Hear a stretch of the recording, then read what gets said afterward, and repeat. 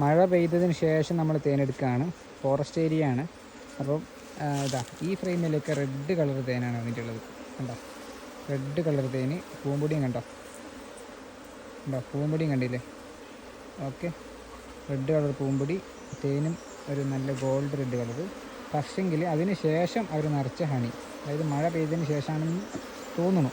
ഇതാണ്ടില്ലേ, മഞ്ഞ colour തേനാണ്, full yellow colour. കണ്ടോ, മഞ്ഞ കളർ തേൻ, മഞ്ഞ കളർ തേനാണ്. എന്തിൻ്റെ തേനാന്നുള്ള അറിയില്ല. നിങ്ങൾക്ക് ആർക്കെങ്കിലും അറിയെങ്കിൽ ഒന്ന് കമൻറ്റ് ചെയ്യും.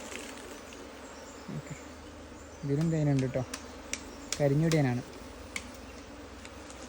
ഒരട പൊക്കി കാണിച്ചു തരാം.